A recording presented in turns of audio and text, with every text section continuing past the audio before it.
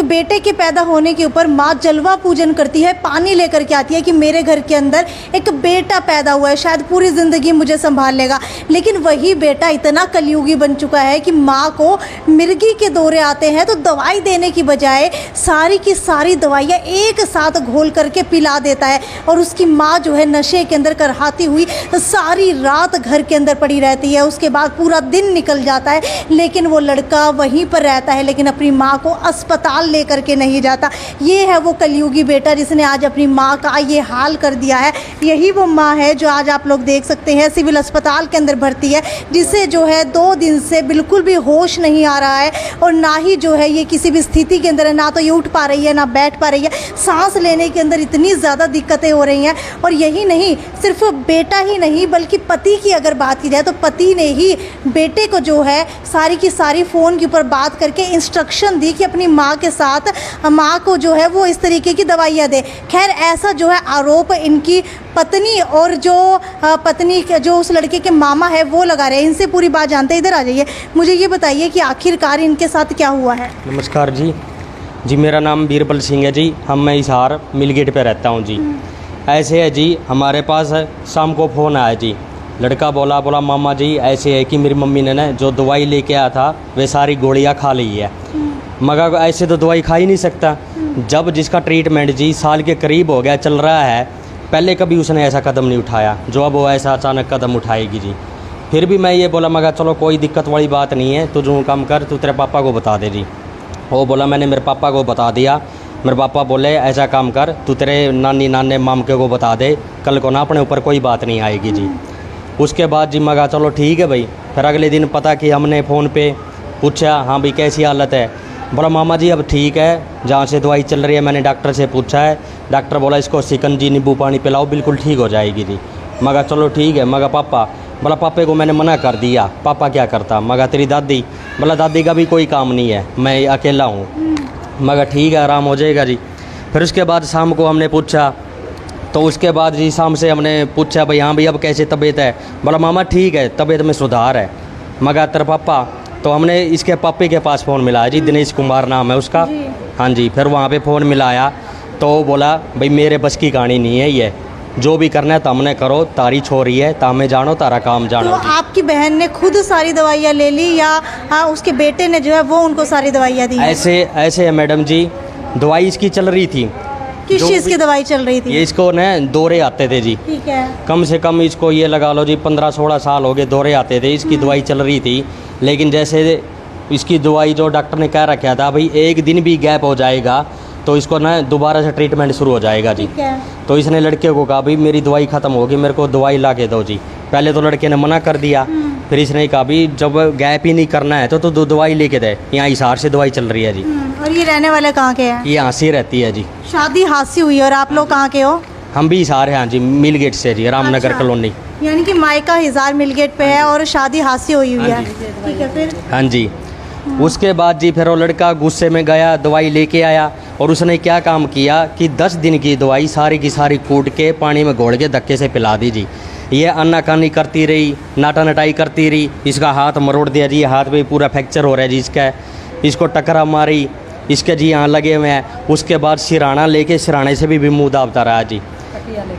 ये वो कहने लगा, बोला तू वैसे भी तंग कर रखा तूने हमको, वैसे भी तू किसी काम की नहीं है, तो तेरा काम ही तमाम कर देता हूँ जी मैं। यानी कि एक बेटे ने अपनी माँ के साथ इतना ज़्यादा गलत व्यवहार किया। तो उसके पिता कहाँ थे जिस समय ये वारदात हो रही थी?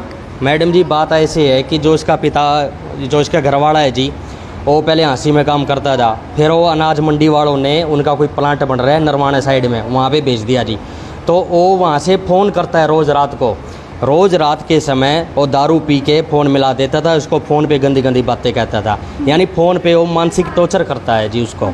ये कई बार हमारे पास फ़ोन करती थी, बोला रात को पी के अड़बाद करता है, ये करता है, बल्कि हम इसको धमकाते थे, मगर तेरे को कोई दिक्कत वाली बात नहीं है तो उसका फ़ोन ही ना सुन जी। फिर ये कहते थी, बोला अगर मैं फ़ोन ना सुनूँ, फिर वो लड़की वाले फ़ोन से मिला के मेरे को खूब गालियाँ बकता है, हमको गालियाँ बकता है। अच्छा, कितने बच्चे हैं इनके? इसके जी 2 बच्चे हैं, एक लड़की एक लड़का जी। शादी कितने साल पहले हुई थी? इसकी शादी सन 2000 में हुई थी जी। 2000 यानी कि 23-24 साल हो चुके हैं। तो 23-24 साल के बाद जो है के अंदर कितने दिन बाद इनको दौरे आने लगे थे? इसको मैडम जी ऐसे है, जैसे जब ये शादी हुई जी, जब इसकी लड़की पैदा हुई उसके बाद इसको दौरे आने स्टार्ट हो गए थे जी। उससे पहले बिल्कुल ठीक थी? बिल्कुल ठीक थी जी, कोई गोली तक नहीं खाया करती अच्छा, थी पति का बर्ताव कैसा रहता था? वो तो शुरू से ही निकम्मा है जी, ख़त्म ही है जी। मैं कहूँ शादी से 3-4 साल बाद तो लड़ाई झगड़े चालू हो गए थे जी। कितने भाई बहन हो आप? मेरी 6 बहनें हैं जी, मैं अकेला भाई हूँ जी। अच्छा, तो क्या आपने शादी जो है देख परख के नहीं की थी लड़के के साथ? ऐसे है मैडम जी, जो शादी जो बिचौलिया होता है जो करवाई थी वो हम मेरा फूफा ही लगता है जी रिश्तेदारी में, तो उन्हीं की जानकारी में था। तब तो घर बार भी ठीक था, लड़का भी ठीक था, सब कुछ सही था। लेकिन जब ये लड़ाई झगड़ा हुआ तो सोचा भाई चलो कोई बात नहीं, होते रहते हैं। 2-4 बंदे उनके आगे हमारे हो गए, राजीनामा करवा दिया जी। फिर 6 महीने बाद फिर ऐसे कंडीशन होगी। अब तो मैडम जी ऐसा काम हो गया था कि कम से कम साल पहले ऐसी लड़ाई हुई थी, तो ये लड़का खुद बोला मामा ऐसे काम कर, तू इसको लेके ना अपने घर चला जा। जब ये कुछ महीने वहाँ रहेगी, मेरा पापा भी इधर रहेगा, तो कुछ ना कुछ ठंडा हो जाएगा। मगर चलो ये भी करके देखते हैं। मैंने 8-9 महीने इसके घर पर रखा जी। उसके बाद भी क्या होता था जी, वो फ़ोन आता था और फ़ोन पे ही चालू हो जाता गंदी गंदी गालियाँ बकना जी। फिर उसके मामे कभी ताई को कभी चाचे को लेके आया, वही बात वो कहते हैं जी भाई कम को कम करना जी, भाई इज्जत है, लड़की वाले हैं, भाई 4 बार नीचे होने चाहिए। तो हमने फिर भी राजीनामा करके इसको भेज दिया जी। अच्छा, मुझे ये बताइए कि आपके साथ क्या किया था, किसने किया था? जी मेरे लड़के ने मेरे को गोलियां दे दी जी।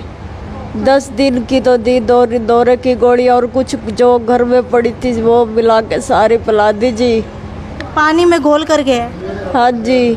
मैंने जब मना कर दिया तो मेरे को बोला ख़त्म कर दूंगा, मैं नहीं पी। तो ये गोलियां पापे का हुक्म है, पापे ने किया है, मैं नहीं रखना चाहता तेरे को, तू अब पसंद नहीं है मेरे को, इसलिए मेरे को धक्के से गोलियां खिलाई है। मेरा हाथ ये सीधा नहीं हो रहा जी, हाथ पकड़ के मरोड़ के मेरे को यहाँ बोला करंट लगवा दूंगा। रसोई में चला गया जी, नंगी तारे हैं वहाँ जी।